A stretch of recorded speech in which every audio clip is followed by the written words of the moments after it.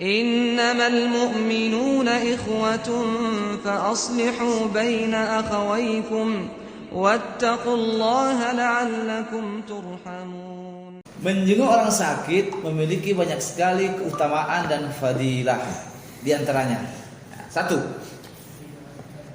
hamba yang menjenguk orang sakit senantiasa berada dalam rahmat Allah. Masya Allah. Ini supaya kita lebih bersemangat menjenguk orang sakit. Jadi orang yang memiliki orang yang menjenguk orang sakit senantiasa berada dalam rahmat Allah. Dari Jabir bin Abdullah, Rasulullah SAW bersabda, "Man ada maridun khada fir rahmah hatta iza qa'ada istaqarra fiha." Siapa yang menjenguk orang sakit, ia akan masuk surga. Ia akan masuk tenggelam ke dalam rahmat Allah. Sehingga apabila duduk, ia akan tinggal di dalam rahmat tersebut. Yang kedua, akan mendapatkan doa kebaikan dari para malaikat.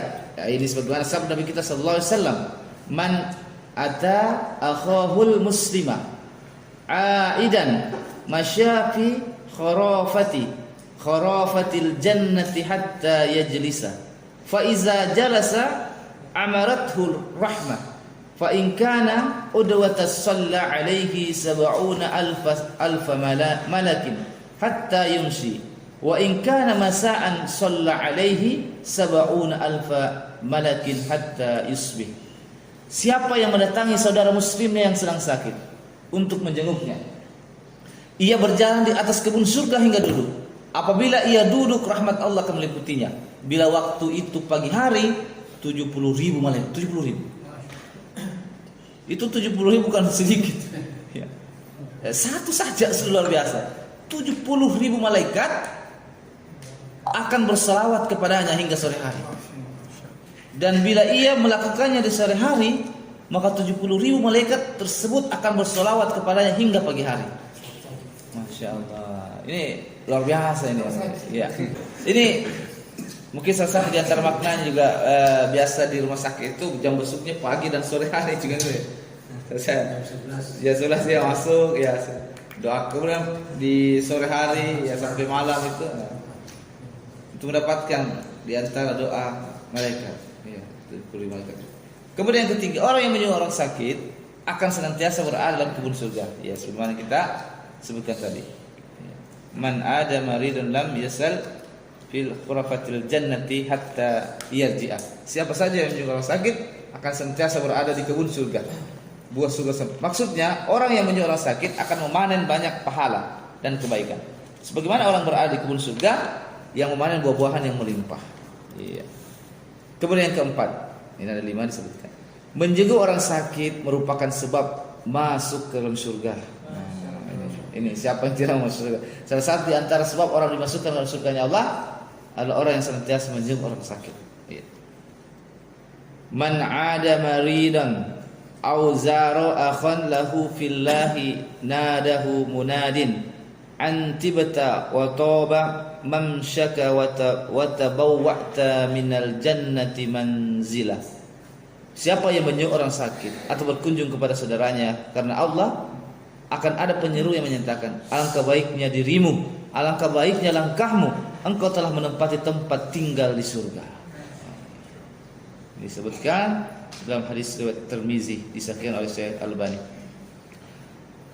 Kemudian yang kelima yang bisa kita sebutkan pada kesempatan kali ini kaitannya dengan fadilah menjenguk orang sakit, keutamaannya adalah menjenguk orang sakit bakal berbuah pahala dan amal kebajikan yang sangat berlimpah di sisi Allah.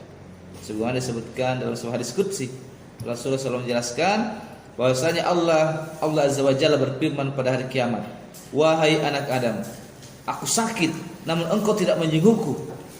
Kemudian dia berkata, "Ya Rabb, bagaimana aku menjengukmu sementara engkau adalah Tuhan semesta alam?" Allah berfirman, "Tidakkah engkau tahu bahwa hambaku si fulan sakit tapi engkau tidak menjenguknya? Tidakkah engkau tahu bila menjenguknya niscaya engkau akan mendapatiku ada di sisinya?" Maka orang sakit itu sebenarnya adalah di antara orang-orang yang doanya mudah diijabah oleh Allah. Maka ketika menjenguk orang sakit, selain kita mendoakan mereka, kita juga minta didoakan. Kata ya akhi, syafakallah la ba'sa tukuran insyaallah. Doakan saya juga ya. Semoga Allah beri saya kemudahan dalam beramal saleh, diberikan keistiqomahan. Masya Allah. Ya. Kenapa kan orang sakit itu sebenarnya disebutkan Allah berada di sisinya. Ya, tentunya orang sakit itu apalagi orang-orang yang dikenal soleh, orang yang banyak melakukan ibadah, orang-orang yang senantiasa menjaga dirinya dari perbuatan yang dilarang. Karena persoalan perintah dan larangan itu luar biasa. Perintah mungkin semua orang bisa, tapi menjauhi larangan itu yang paling berat. Itu. Semakin dilarang, semakin kita ingin coba. Itu karakteristik anunya manusia itu. Coba mungkin di suatu tempat apa? Gimana Pak Herman? Penasaran nih. Sama. Jangan ditonton. Semakin dilarang semakin ya. Jadi itulah karakteristik kita. Maka orang yang datang sholat, melaksanakan perintah sholat di masjid itu, kalau melaksanakan perintah mudah. Tapi meninggalkan larangan susah. Di antara mereka masih ada pelaku riba, masih ada pelaku yang melakukan betul. Ya. Tapi masih ada kemungkinan untuk Allah berikan ampunan.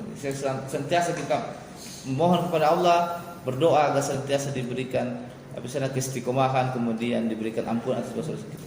Berbuat salah namanya manusia, tapi cepat istighfar. Tapi jangan menjadikan kebiasaan. Iya. Istilahnya tobat seladang. Ya, kompas sih. Dia luar ladang. Tapi kau aja sih, siapa sih dia nasi apa dia ladang. Oh, maka ya. Dia lebih